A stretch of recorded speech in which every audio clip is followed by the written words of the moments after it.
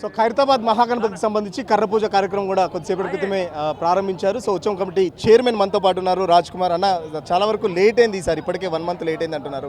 So మరి in టైంలో చేస్తారా, ఎట్లా ఉండబోతుంది అసలు? మనకు ప్రతి సంవత్సరం 100 రోజులు సమయం ఉండేది, కానీ 2-3 సంవత్సరాల నుంచి నిర్జల ఏకాదశి రోజు మనం మొదలు పెడతా ఉన్నాం.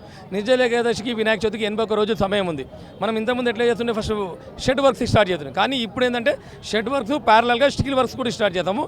ఇన్ టైంలో కంప్లీట్ అయ్యే విధంగా చూసాం. ఎందుకంటే ఈ ఎవరైతే ఆర్టిస్ట్ చేస్తున్నారో గత ఒక 30 సంవత్సరాల నుంచి వాళ్ళే చేస్తూ ఉన్నారు. అంటే ఫ్యాబ్రికేషన్ వాళ్ళు కావచ్చు, షెడ్ వేసే వాళ్ళు కావచ్చు, వాళ్ళే చేస్తారు. కాబట్టి వాళ్ళు ఒకరికి అండర్స్టాండింగ్తో తొందరగా చేస్తారు. 81 రోజు సమయం ఉంది. దాదాపు 69 అడుగుల విగ్రహము, మరి పంచముఖ నిర్జల మన సంకటహర మహాగణపతిని మనం తయారు చేయబోతా ఉన్నాము. ఏంటి ఈసారి విగ్రహంలో స్పెషాలిటీ ఏముంటుంది? ప్రతి సంవత్సరం ఒక్కొక్క స్పెషాలిటీ తీసుకుంటారు కదా, విగ్రహం పక్కన ఇంకా వేరే దేవతామూర్తుల విగ్రహాలు కూడా పెడుతుంటారు. సో ఈసారి ఎలా ఉండబోతుంది? చూడండి, మనము గత సంవత్సరము విశ్వశాంతి మహాశక్తి వినాయకురం, భారతదేశంలో విశ్వశాంతి. ఎందుకంటే మాకు ఒక థీమ్ పెట్టినప్పుడు ఒక ఆలోచన ఉండే, విశ్వశాంతి భారతదేశమే కాదు విశ్వశాంతి మొత్తం హ్యాపీగా ఉండాలి. ఈ సంవత్సరం ఏంటంటే ప్రజలందరూ సుఖశాంతులో ఉండాలనే ఉద్దేశంతో సంకటహర మహాగణపతిని అనేది మనము తయారు చేస్తూ ఉన్నాం అనమాట. ఖచ్చితంగా ప్రజలందరివి పూజించడం వల్ల, ఎందుకంటే శిల్పి రాజేందర్ గారు, పండితులు విఠల్ శర్మ గారు ఈ విగ్రహం చేయడం వల్ల ప్రజలందరికీ మంచి జరుగుతుందని చెప్పడం వల్ల ఈ కాన్సెప్ట్ అనేది మనం తీసుకోవడం జరిగిందనమాట. ఈసారి ఎన్ని అడుగుల విగ్రహం ఉండబోతుంది? ఈకో ఫ్రెండ్లీ గణేష్ అని చెప్తున్నారు. మరి దానికి సంబంధించి ఎట్లాంటి ఏర్పాట్లు చేస్తున్నారు? ఎందుకంటే చాలా భారీ విగ్రహం ఉంటుంది, సో మట్టి విగ్రహం కాబట్టి ఎలాంటి ఏర్పాట్లు చేస్తున్నారు? మనకు 4 సంవత్సరాల కింద ఏంటంటే అప్పుడున్న కమిషనర్ గారు, మున్సిపల్ కమిషనర్ గారు వచ్చి ఖైరతాబాద్ వినాయకుడు మట్టి విగ్రహాలు తయారు చేయనప్పుడు సాధ్యాసాధ్యాలు ఆలోచించి శిల్పి రాజేందర్ గారు చర్చిస్తే ఖచ్చితంగా చేసాం. గత 4 సంవత్సరాల నుంచి మనం ఈకో ఫ్రెండ్లీ చేస్తూ ఉన్నాము. ఈ సంవత్సరం కూడా దాదాపు 69 అడుగులలో ఈకో ఫ్రెండ్లీ వినాయకుని తయారు చేయబోతా ఉన్నాం. సో ఈసారి వర్షాలకు సంబంధించి కూడా ఇప్పటివరకు అయితే వర్షాలు లేవు, బట్ రానున్న రోజుల్లో భారీ వర్షాలు అని చెప్పి చెప్తున్న పరిస్థితి. సో వర్షాలు పడితే ఇబ్బందులు లేకుండా విగ్రహ తయారీకి సంబంధించి ఎట్లాంటి ఏర్పాటు చేస్తున్నారు? ఇప్పుడు ఖచ్చితంగా మనం కొన్ని సంవత్సరాల నుంచి మనం వినాయకుని తయారు చేస్తూ ఉన్నాము. దాని తగ్గట్టు ప్రికాషన్స్ అన్నీ, అంటే ఇప్పుడు లైక్ వెల్డింగ్ చేస్తున్నాం అనుకోండి, వినాయకుని వెనుక ఉన్న బిల్డింగ్లో వర్క్ చేస్తూ ఉంటాం అనమాట.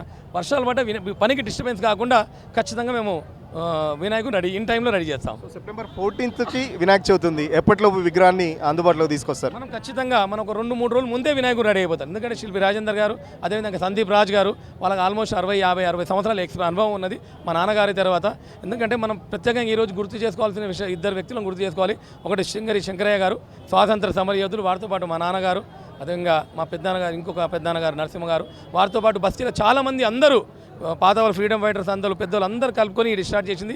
ఈరోజు కూడా అందరూ కలుపుకొని మేము చేయడం జరుగుతుంది అనమాట. చిన్న సమస్యలు ఉన్నాయి, బట్ ఏంటంటే అందరూ మనతో నుండి అందరి సహకారంతో ఇంత పెద్ద ఉత్సవాలు ఘనంగా ఎటువంటి ఇబ్బంది కలగకుండా జరుగుతూ ఉందన్నమాట. మన బస్తీ పెద్దలు దానం నాగేందర్ గారు, ఇతర పెద్దలు అందరూ కలిసి కూడా సమన్వయంతో మంచిగా ఏర్పాటు చేయడం జరుగుతుంది అనమాట. ఉత్సవ కమిటీకి సంబంధించి కూడా కొన్ని ఆరోపణలు వస్తున్నాయి. గత 2 సంవత్సరాల నుంచి మీ మీద దాడులు కూడా జరిగినాయి. దానికి సంబంధించి ఆ ప్రాబ్లమ్స్ సాల్వ్ అయినాయి? మరి ఏంటి ఏం చెప్తారు? దాడులు ఏం జరగలేదు. ఒక కుటుంబంలో వ్యక్తులాగా చిన్న సమస్యలు ఉంటాయి, అట్లా ఏం లేదు. అందరం కలిసి గట్టిగా ఖచ్చితంగా చేద్దాం. ఎందుకంటే ఇది అందరి వినాయకుడు, ఇది భారతదేశ వినాయకుడు, ఖైరతాబాద్ వినాయకుడు, హైదరాబాద్ వినాయకుడు. కాబట్టి ఒక ఫ్యామిలీలో చిన్న సమస్యలు ఉంటాయి, అన్నదమ్ముల మధ్య ఏం ఉండదు. అందరం ఇప్పుడు కలిసి గట్టిగానే ఉన్నాం, ఎక్కడేం లేదు.